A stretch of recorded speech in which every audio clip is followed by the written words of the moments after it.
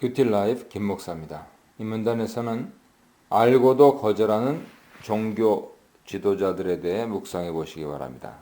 포도원 소작인 비유는 지도자들이 예수님 권위에 도전한 것에 대한 계속되는 반응입니다. 예수님은 그들의 도전을 다른 질문으로 비껴가시지 않습니다. 포도원은 구약에서 하나님과 이스라엘 간의 관계를 보여주는 상징으로 자주 등장하는 은유지요. 1절에서 포도원을 일구고 울타리를 치고 포도즙을 짜는 틀을 만들고 망대를 지었다 하는 묘사는 이사야 5장과 유사합니다. 이 비유는 이사야 5장의 이야기를 배경으로 해석해야 하는 것이죠. 이사야 5장은 이스라엘을 사랑하신 하나님의 정성어린 보살핌에 대한 이야기고 그 사랑에 보답하기는커녕 감사치도 못하고 하나님 원하시는 열매도 맺지 못하는 이스라엘 백성에 관한 이야기입니다. 또한 주인이 보내는 종은 구약에서 하나님이 그의 백성에게 보내신 선지자들을 일컫는 용어입니다. 특히 예레미야 7장 25절은 이 용법을 분명히 표현하죠. 너희 조상들이 애굽 땅에서 나온 날로부터 오늘까지 내가 내 종 선지자들을 너희에게 보내되 끊임없이 보내었으나 그러나 하나님의 종인 선지자들을 포도원의 악한 소작인들은 환영하지 않고 폭력을 가하며 심지어 죽이기까지 했습니다.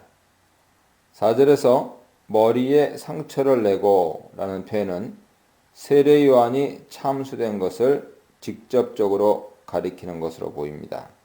마지막에 남은 그가 사랑하는 아들, 이건 외아들의 수거적 표현인데요. 그가 사랑하는 아들을 보내는 것에 이르러 절정에 이르죠.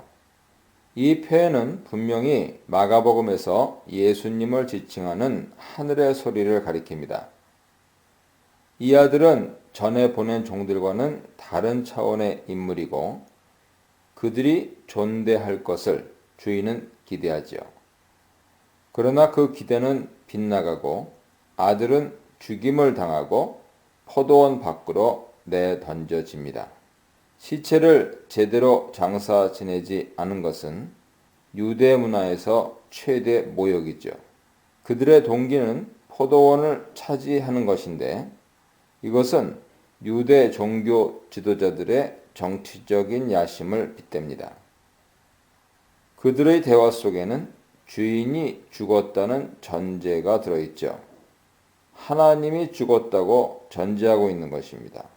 유대 종교 지도자들이 하나님이 죽었다고 생각하고 있음을 예수님이 비유하시는 것은 아닙니다. 그러나 하나님이 보낸 아들을 알아보지 못하는 그들의 행동이 그 정도의 불신앙을 보여주는 것으로 비유하시는 것이죠.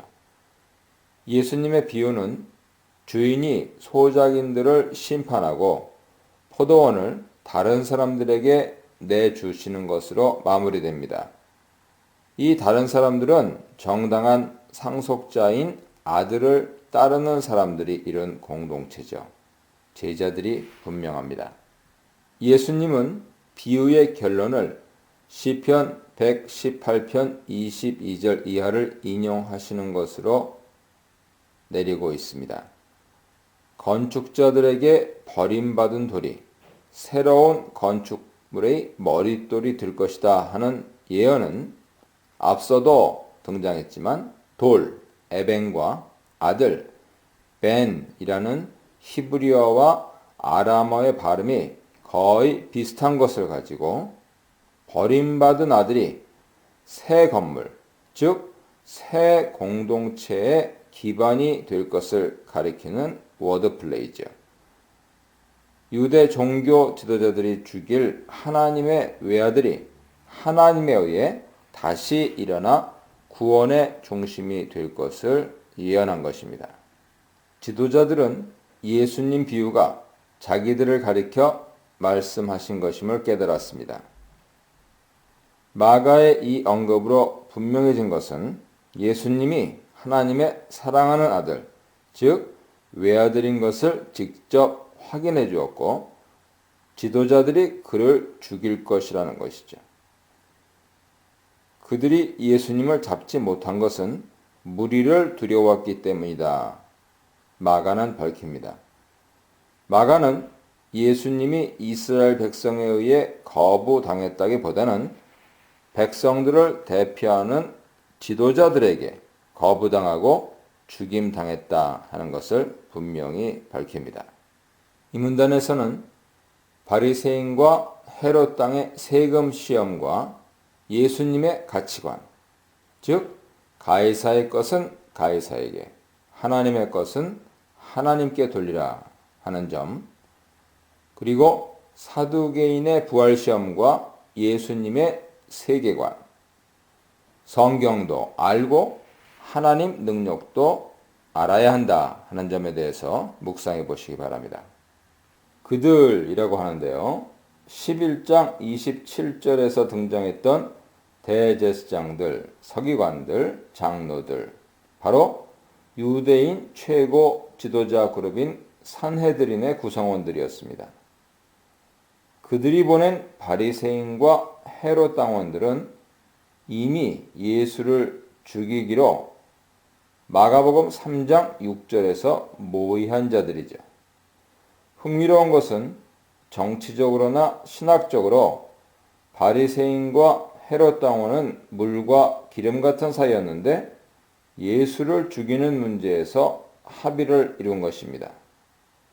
그들이 합의를 이루게 된 이유는 정치적 불안정을 원치 않는 헤롯 당과 사람들에게 미치는 영적 영향력을 빼앗긴 바리새인들이 자신들을 위협하는 예수님의 권위를 두려워했기 때문입니다. 그들이 들고 나온 가이사의 세금 문제는 예수님이 어떻게 대응하든 각기 목적을 이룰 수 있는 최적의 교묘한 문제라고 여겼을 것입니다. 따라서 그들의 목적은 예수님을 책 잡으려는 것이었습니다. 여기서 책 잡다 하는 단어의 원어는 헬라어 아그리오인데요. 보통 야수들이 먹이를 잡을 때 그 표현입니다.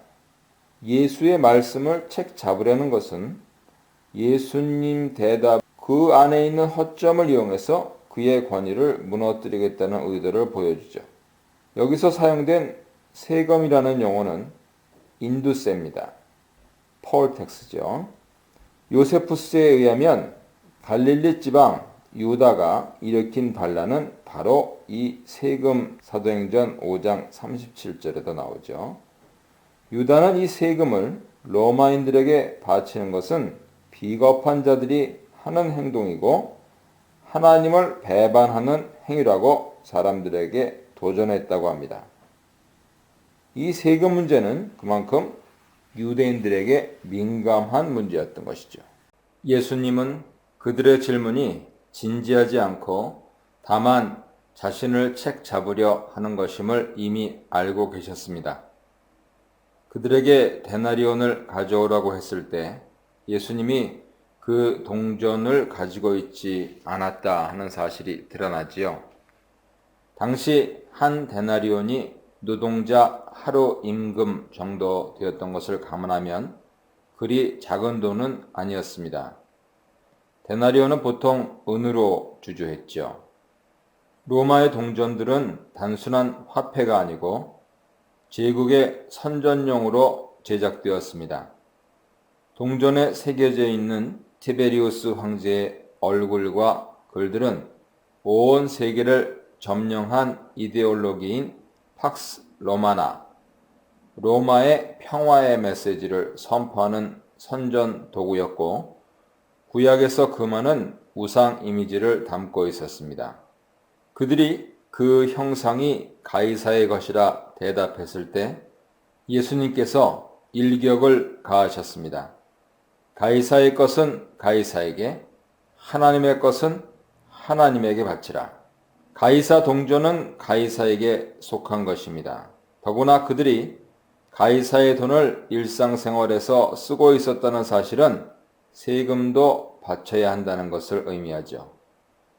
이 이야기가 전개된 곳이 성전 안이라고 간주한다면 성전 안까지 로마의 동전을 가져옴으로써 그들이 하나님의 집에까지 우상 형상을 가져오는 잘못을 저지른 것이 드러납니다. 만약 가이사에게 그의 형상이 새겨진 동전으로 세금을 바쳐야 했다면 하나님의 형상이 새겨진 사람들은 하나님께 자신 전체를 바쳐야 했지요. 예수님 논리는 한치도 틈이 없습니다. 바리새인과 헤롯 당원에 이어 마가는 사두개인들이 연이어 등장하는 장면을 보여줌으로써 이제 예루살렘의 실력자들이 모두 예수님을 대적하는 모습을 보여줍니다. 마가복음에서 사두개인들이 처음 등장합니다. 마가는 그들이 부활이 없다고 주장하는 사람들이라고 간략히 소개합니다. 그들은 귀족 같은 신분을 유지하며 정치적으로는 보수적이지만 신학적으로는 자유로운 입장을 취하고 있습니다. 그들은 아마도 마카비 반란 이후로 헤스몬 왕조를 지지하고 성전의 관리를 책임지는 직책을 맡게 된 권력자들이 되었을 것입니다. 그들의 가장 큰 라이벌은 바리새인들이었죠. 그러나 헤롯 당원들과 마찬가지로 예수님이 자신들의 권력의 위협적인 존재이기 때문에 그분을 죽이는데 협력하게 된 것입니다. 성전 심판 사건 이후에 등장해서 예수님께 도전하게 되는 이야기의 전개는 그들이 느꼈던 예수님에 대한 위협이 성전 사건 이후에 현실로 바꿔진 것을 보여줍니다. 그들이 예수님을 책잡기 위해 들고 온 문제는 소위 역연혼이었습니다. 상속자 없이 남자가 죽었을 때 결혼 관계를 정리하는 율법 문제였죠. 고대에서는 그런 경우 다른 형제가 과부를 취하는 것이 정해진 법이었습니다. 사두개인들에 의해서 7 형제가 다 죽었다는 가정은 사실 현실적인 것은 아니었지만 수사학적으로 자신들이 말하고자 하는 목적을 이룰 수 있는 좋은 방법이었습니다. 이제 여자까지 죽은 경우 그 여자가 누구의 아내가 되겠느냐 하는 것을 예수님께 질문한 것이죠. 그들이 가정하고 있는 것은 부활이 말도 안 되는 어리석은 사상이라는 것입니다. 예수님은 결론부터 말씀합니다. 그들은 성경도 모르고 하나님의 능력도 모르기 때문에 잘못 생각하고 있다. 먼저 예수님은 그들이 부활 생명에 대해 오해하고 있음을 지적하십니다. 그들이 잘못 생각하는 중심에 부활 후의 삶이 땅에서와 같을 것이라는 가정이 깔려 있습니다. 하지만 부활은 새로운 삶으로 태어나는 것이기 때문에 단지 현세의 삶이 연장되는 것이 아닙니다. 부활을 통해 변화가 일어나며 그들이 경험하지 못한 새로운 차원의 삶이 펼쳐진다는 것을 지적하시고 있죠. 이어 예수님은 사두개인들이 이해하지 못했던 떨기나무 성경 구절을 상기시키며 그들의 무지함을 지적합니다. 그들이 권위를 인정한 토라에서 하나님은 아브라함의 하나님, 이삭의 하나님, 야곱의 하나님으로 자기 자신을 부르고 계시죠. 예수님이 지적하시는 것은 그렇게 하나님이 자기를 부를 때 이미 죽은 사람의 이름을 사용해 부르시는 것이 아니라 지금도 살아있는 사람들의 이름을 사용해 부르신다는 점이죠.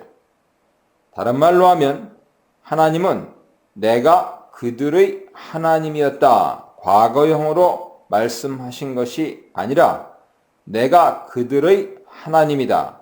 현재형으로 말씀하시고 있는 것이죠.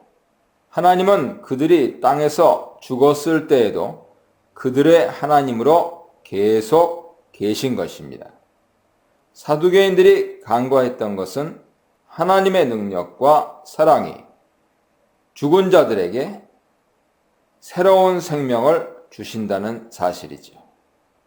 이것은 하나님이 아브라함과 이삭과 야곱과 맺은 언약 때문에 그들이 육체적으로 죽은 다음에도 계속되는 언약 관계가 유지되고 있음을 보여주는 것입니다.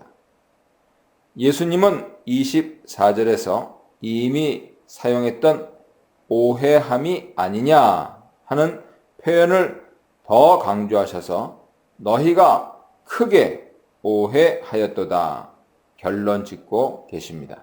이 문단에서는 알려고 한 질문, 구분할 수 있으나 나눌 수 없는, 무엇이 우선인지 말할 수 있으나 우열을 가리지 않는 가장 큰 계명, 포기한 자기 신념 뒤에 오는 진리에 대한 믿음에 대해 묵상해 보시기 바랍니다.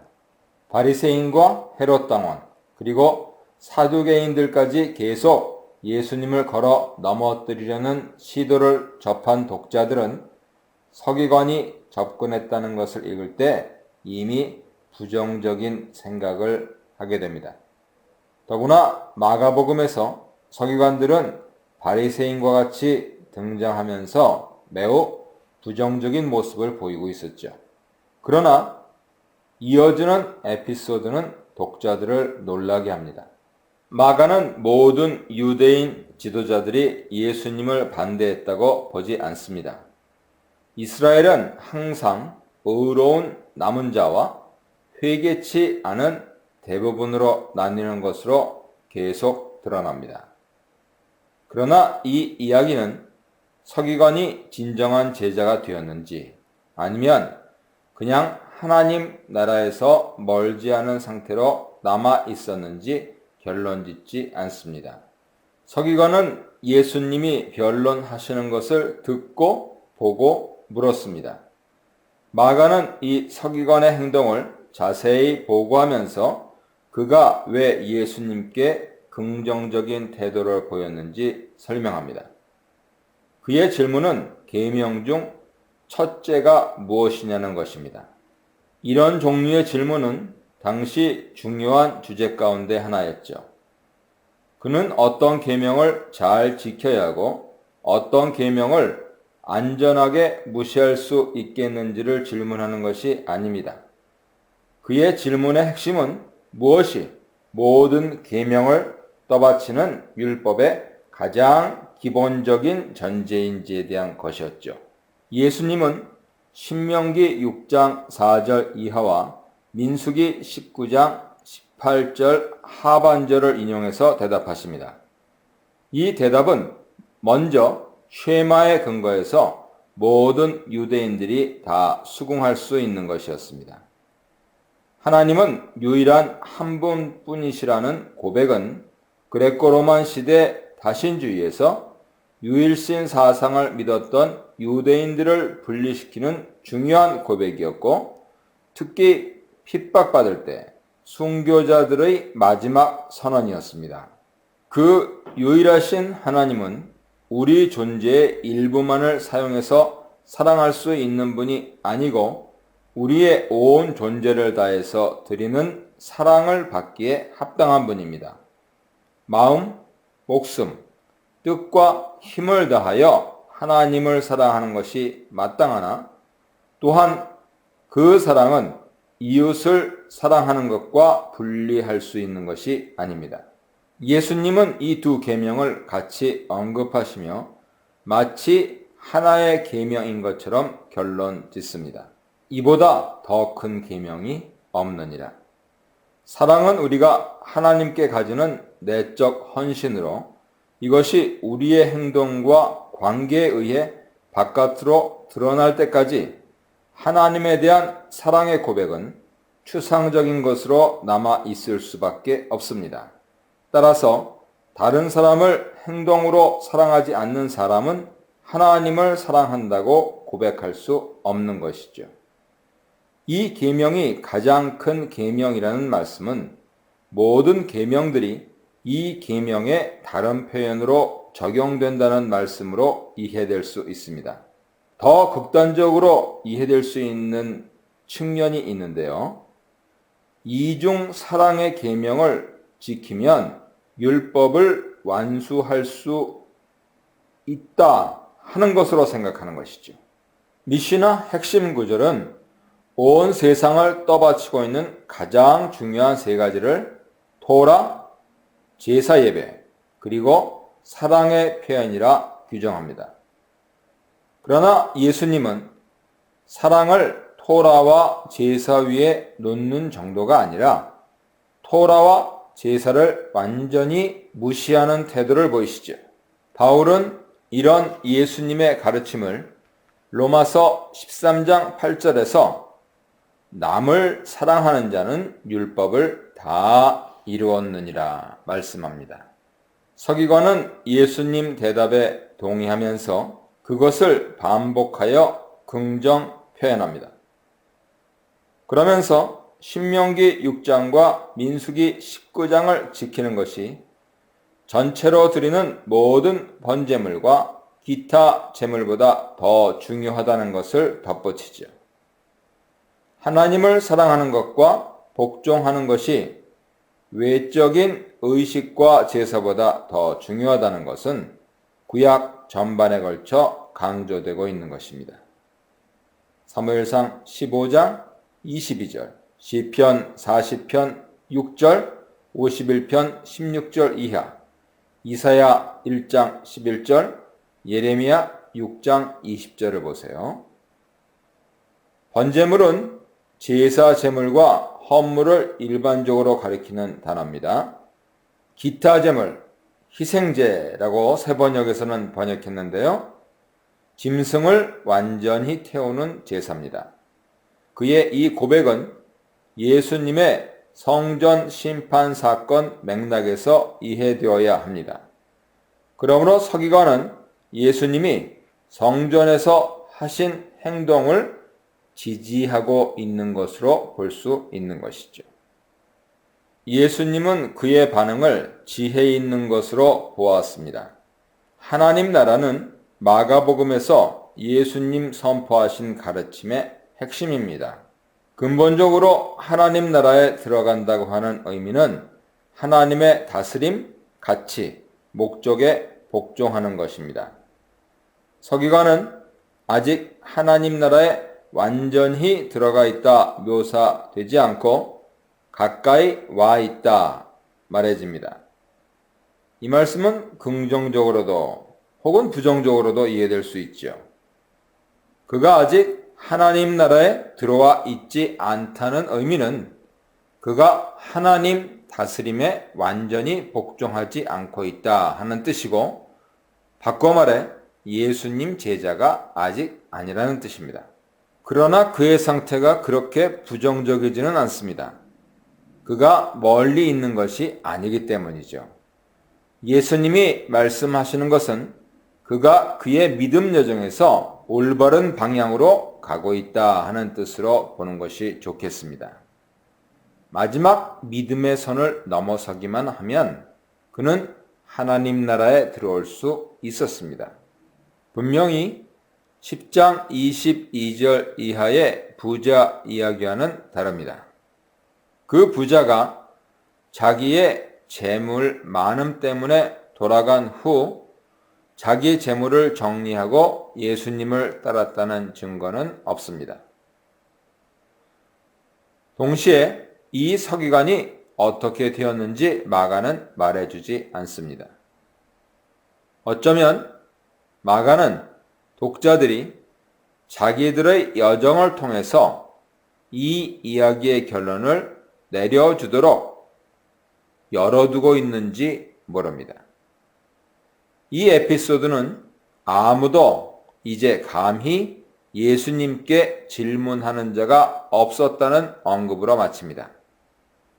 상대방을 침묵시키는 능력은 헬라 수사학에서 지혜로운 선생의 최고 기술이었습니다.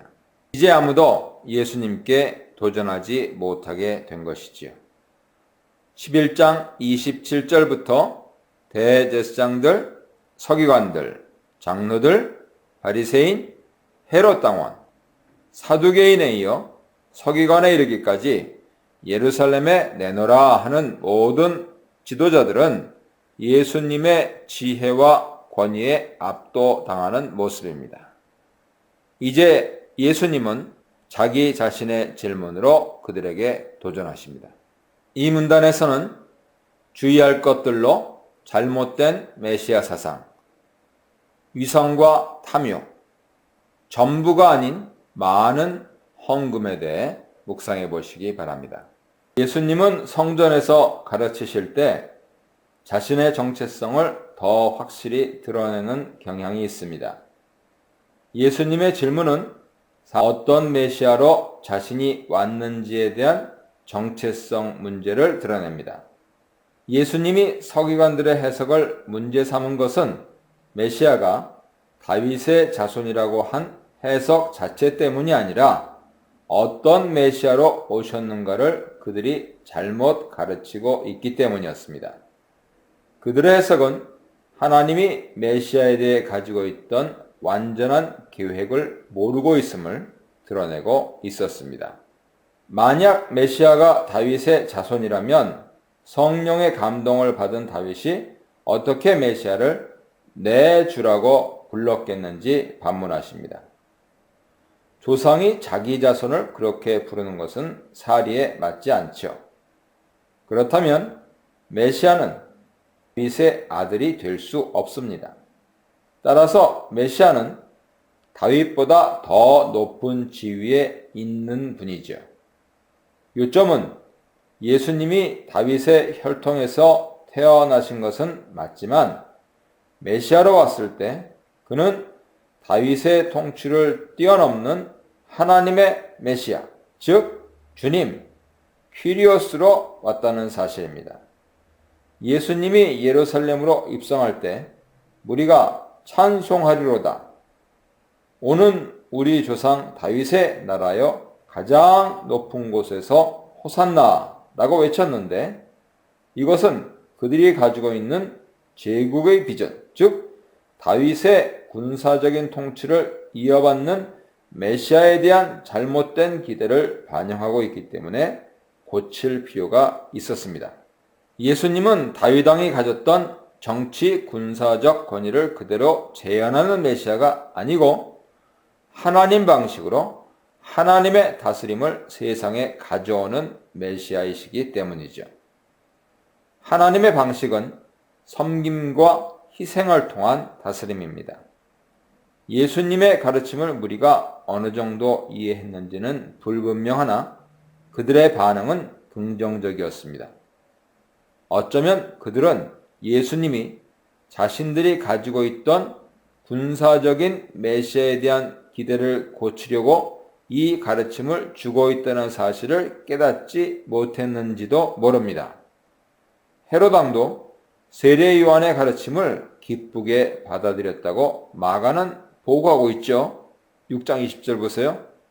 하지만 그것이 헤롯이 요한을 죽일 때 아무 역할도 하지 못했다는 것을 독자들은 알고 있습니다. 마찬가지로 예루살렘 사람들은 예수님의 이 가르침을 기쁘게 받아들였지만 곧 그를 못 박으라고 외치는 사람들로 돌변하게 됩니다. 마가복음 12장 28절 이하에 등장했던 서기관을 칭찬하시고 서기관들의 메시아에 대한 성경 해석을 비판하신 예수님은 이제 서기관들 전체 클래스에 대해 경고하십니다. 그들은 긴 예복을 입고 자기들의 권위를 세우기를 즐기는 자들이다. 예수님의 권위는 그의 가르침과 연결되어 있으나 그들은 자기들의 권위를 외적 예복을 통해서 얻으려고 한다. 그들이 추구하는 명예와 권력욕은 그들이 잘못 가지고 있는 메시아관 때문이다. 율법을 가르치고 연구하는 사람으로서 그들이 율법을 연구할 때 가지고 있던 전제는 세속 가치관과 다를 것이 없다. 그들은 메시아가 와서 세울 하나님 나라를 세속 정치 체계로 이해하고 있다. 그들이 원하고 추구했던 것은 제자들이 원했던 것과 별 차이가 없었습니다. 서기관들이 추구했던 특권과 명예는 가난한 자들에 대한 잔인한 태도로 드러나고 있었습니다. 자기들의 높은 지위를 이용해 과부들을 등친 것이죠. 그들은 율법을 연구해서 쉐마와 이웃사랑의 이중사랑 계명을 알고 있었지만 지키지 않았습니다. 사람들에게서 인정받는 것을 하나님과 이웃을 사랑하는 것보다 더 중요하게 여겼고요. 오히려 이미 쓰러져 있는 사람들을 짓밟았던 것이죠. 마지막으로 예수님은 그들의 긴 기도를 정죄하십니다. 성전은 기도하는 집이지만 예수님 비판하시는 것은 긴 기도를 통해 사람들에게 존경받기 원했던 그들의 동기였습니다. 기도는 하나님께 드려야 하는 것인데 그들은 사람들을 향해 하며 사람들의 인정을 받기 원했던 것이죠. 그러므로 그것은 남에게 보이려고 하는 기도입니다. 서기관들은 율법을 연구해서 하나님 백성을 가르치는 책임을 맡은 유대인 사회의 중요한 일원이었으나 그들이 추구했던 권력, 명예, 재물은 하나님 나라 가치에 맞지 않는 것들이었죠. 예수님은 그들이 더 엄한 하나님 심판을 받을 것이라 경고하십니다. 야고보 3장 1절의 말씀, 선생된 우리가 더 큰 심판을 받을 줄 알고 와 같은 말씀이죠. 예수님이 헌금함 맞은편에 앉아 무리가 헌금하는 것을 보시는 장면은 대단히 흥미롭습니다. 서기관들의 가식적인 영성에 대해 경고하신 예수님이 어떤 영성을 원하시는지 드러나기 때문입니다. 부자들이 헌금을 많이 하는 것에 대해 예수님은 별 관심을 보이지 않으시죠. 아마도 그들이 헌금할 때 큰 소리가 났을 것입니다.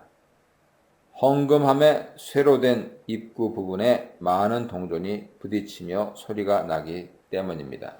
그러나 가난한 과부가 동전을 넣을 때는 작은 소리밖에 나지 않았을 것입니다. 예수님이 주목하신 것은 바로 이 작은 헌금이었습니다. 제자들을 불러 모아 중요한 것을 가르치실 때 예수님은 진실로 아멘 너희에게 이르노니 말씀하시곤 했습니다. 마가복음에서는 13번 사용됐죠. 여기에 중요한 가르침이 있기 때문입니다. 예수님은 과부의 작은 헌금을 부자의 많은 헌금보다 더 많이 한 것으로 보십니다. 과부는 자기의 모든 것을 드렸기 때문이지요. 이 여인의 행동은 자기의 전부로 하나님과 이웃을 사랑한 예로 주어지고 있습니다.